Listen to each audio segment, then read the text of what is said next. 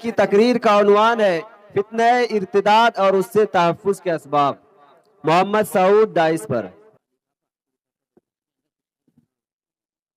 بسم اللہ الرحمن الرحیم۔ السلام علیکم ورحمۃ اللہ وبرکاتہ۔ بسم اللہ الرحمن الرحیم۔ الحمد للہ الذی وحدہ والصلاة الحمد للہ الذی من علینا بصحة الاعتقاد وطهر قلوبنا من أدران الشرك والوثنية والإلحاد وانقذنا من دركان الجاهلية والشر والفساد أحمده تعالى واشكره وأتوب إليه واستغفره جل عن الإمداد وتنزه عن الصاحبة والأولاد وتعالى عن مشابهة العباد وأشهد أن لا إله إلا الله وحده لا شريك له وأشهد أن محمدا عبده ورسوله إمام الموحدين وخاتم الأنبياء والمرسلين أما بعد قال الله تبارك وتعالى أعوذ بالله من الشيطان الرجيم بسم الله الرحمن الرحيم يا أيها الذين آمنوا ادخلوا في السلم كافة ولا تتبعوا خطوات الشيطان إنه لكم عدو مبين وقال رسول الله صلى الله عليه وسلم من لقي الله لا يشرك به دخل الجنة ومن لقيه يشرك به دخل النار۔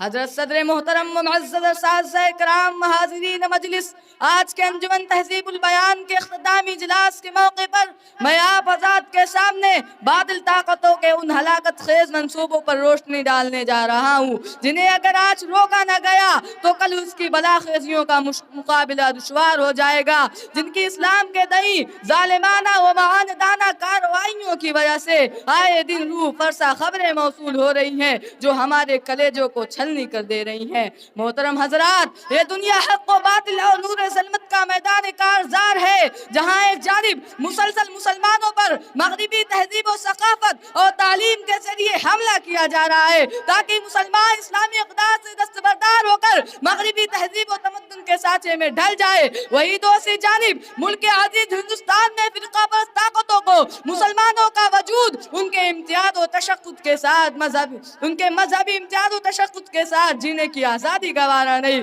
جو مسلسل مسلمانوں میں دینی و فکری ارتداد لانے کے لیے ان کے متا دین ایمان پر شبخو مارنے کے لیے طرح طرح کے منصوبے بنا رہی ہے تاکہ اپنی سازشوں اور منصوبوں کا شکار بنا کر امت مسلمہ کے نوجوان بچے اور بچیوں کو بدکرداری، فحاشی اور عریانیت کے سمندر میں غرق کر کے انہیں نور ایمان سے محروم کر دیا جائے۔ وہ اسلامی تعلیمات اور اسلامی تہذیب و تمدن کو چھوڑ کر کفر و الحاد کے راستے پر چل پڑے۔ ملت اسلامیہ کے فرزندوں، انسان دنیا میں کھانے کا، پینے کا، دھوپ کا، آکسیجن کا، کپڑے کا، غذا کا، غرض ہر اس چیز کا محتاج ہے جو زندگی گزارنے میں اس کی معین و مددگار ہے، لیکن ان تمام میں انسان جس کا سب سے زیادہ محتاج ہے،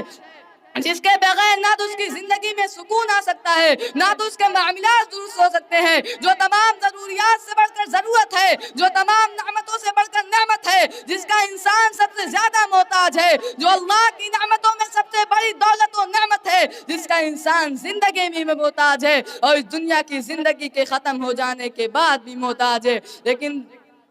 دنیا میں ملنے والی تمام نعمتوں کا فائدہ اس دنیا کی زندگی کے ساتھ ختم ہو جائے گا۔ ہر طرح کی لذت، ہر طرح کی آمائش، ہر طرح کا سہولت، ہر طرح کی سہولت، ہر طرح کا آرام اس مختصر سی زندگی کے ساتھ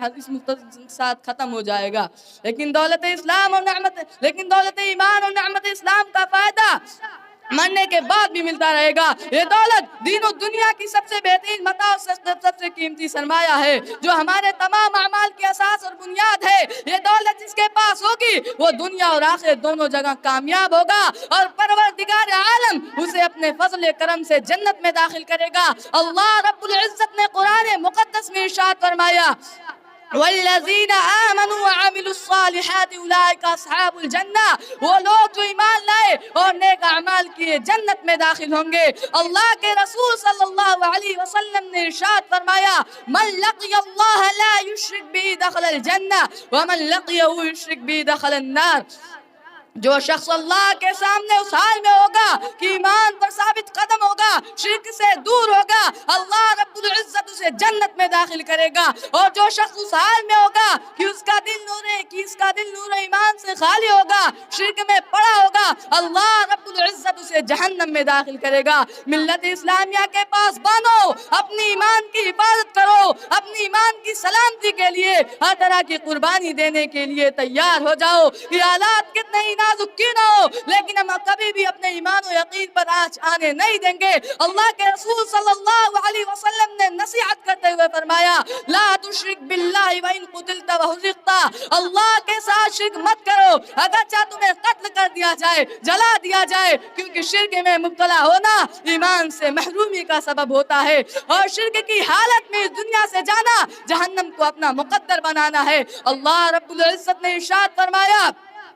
अन्नहु मन युश्रिक बिल्लाहि फक़द हर्रम अल्लाहु अलैहिल जन्ना, यकीनन जो शख्स अल्लाह के साथ शिर्क करता है, अल्लाह ताला उस पर जन्नत को हराम कर दिया और उसका ठिकाना जहन्नम बना दिया। यही वजह है कि रब्बे ज़ुल जलाल ने मरते दम तक ईमान पर साबित कदम रहने की वसीयत फरमाई, वला तमूतुन्ना इल्ला व अंतुम मुस्लिमून, कि जब भी मौत आए इस्लाम की हालत में आए, वअबुद रब्बक हत्ता यअतियकल यकीन, मरते दम तक अपने रब की इबादत करते रहो। चुनांचे अंबियाए कराम अलैहिस्सलातु वस्सलाम, जिन्हें अल्लाह ताला ने हर तरह के गुनाहों से मासूम रखा, उन्होंने भी ईमान की हिफाजत की फिक्र, ईमान की हिफाजत के लिए रब के हुजूर ने दुआएं मांगी। अल्लाह के नबी हज़रत यूसुफ अलैहिस्सलाम ने दुआ मांगी, तवफ़्फ़नी मुस्लिमन व अलहिक़नी बिस्सालिहीन, ऐ अल्लाह मुझे मुसलमान की हालत में वफात दे और मुझे नेक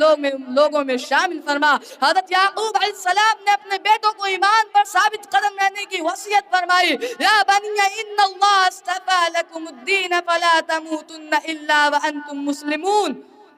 ऐ मेरे बेटो, अल्लाह रब्बुल इज्जत ने तुम्हारे लिए दीन का मुंतखब कर लिया है, लिहाजा जब कभी मौत आए मुसलमान बन के इस दुनिया से जाओ। मोहतरम आज़ाद, आज हमें अपने ईमान की, अपने औलाद की ईमान की, अपने आने वाले नस्लों की ईमान की हिफाजत के लिए उन रास्तों को बंद करना होगा जहाँ से शैतान हमारे ईमान पर डाका डालता है, जहाँ से हमारे बच्चे इस्लामी और माशरती तरबियत से महरूम हो रहे हैं। मशरिकाना अफकार व अकायद की क़बात हमारे बच्चों के दिलों से निकल रही है।